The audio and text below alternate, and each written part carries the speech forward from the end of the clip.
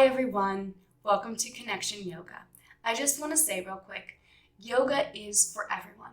However, when online, it is up to the individual to assess whether they are ready or not to participate in the class that they have chosen. If you suffer from specific disease, illness, or injury, or are pregnant, it is important for you to consult with your physician before beginning. The practice of yoga requires that you, the practitioner, need to gauge the safety of your practice within your own personal and physical limitations. I'm not there, I'm not in your body, so I can't. You need to pay attention and act accordingly. It is always better for you to build up slowly rather than force or strain. While you might feel exertion throughout the practice, you should also feel relaxed. While you might feel some discomfort, you should never feel pain. The techniques and suggestions presented in the following content are not intended to substitute for proper medical care. Consult your physician before beginning any new exercise program. Connection Yoga assumes no responsibility for injuries suffered while participating in the yoga content. The user assumes all risks. With that, I can't wait to see you on the mat, and I'll see you there. Hey everyone, and welcome back to Connection Yoga and our weekly breakdown of a pose. Today we are starting with low lunge pose. So it's one of my favorites because I personally experience a great amount of tightness in my hips and low back. And so this is one that really works on lengthening one front of the hip at a time. Yeah? Are you ready to go? Okay, so first I'm going to demonstrate, and then feel free to join along with me while I break down the pose section of the body by section of the body. So, low lunge.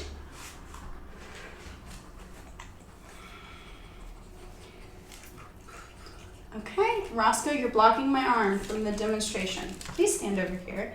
Sit for mommy. Good boy. So, this is broadly it. All right, now that you can see it. So, we're going to break it down section of the body by section of the body, starting with the feet. So, you have one foot that is forward, planted at 12 o'clock, one foot that is back, and it is also at 12 o'clock. With the foot flat on top. Both feet are pressing down. The front one pressing through the bottom of the foot, back foot, top the foot is pressing down. All right, so moving up the legs, the front knee is obviously bent, but it is important that this bend is of a certain degree that is going to protect your knees. So you want it to either be behind the ankle, or right above it. In this position, it's probably a little bit okay to go just in front of it, but it's always just better to keep it safe and keep your knee over your front ankle, okay? The back knee is obviously grounded. If you have knee pain, pad it up. So I have a towel already on hand. I personally don't, but I know my beautiful mother out there does, and plenty of other people. So just go ahead and pad it up because you are going to be pressing that foot and knee down to help lengthen the front of this side. So working up, we have one leg that is in extension here, extending the quad up through the hip. Other quad is in flexion up to the hip. So it's bent. This quad is engaged, and you want it to be pressing and lifting up, because as we lift up our hips, that starts to lengthen this bone, lengthen this muscle, which is the whole goal of this pose. Roscoe, come on, give me a break, okay? So, legs are pressing, and the pressing motion stabilizes this thigh, helps with that lifting sensation.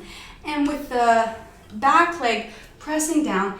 That also presses the extension. So we've got stabilization, extension, keeping our hips even here. We want them to the front. We don't want one down lower than the other, okay? So pressing forward. It's almost like you're pressing the one hip further forward while the other one's kind of sliding back, okay? Coming up into our belly, low back region. Our tailbone should be slightly tucked, or at least feel like it's engaged in that way to protect the low back. We don't want to overextension and going back over it here, okay?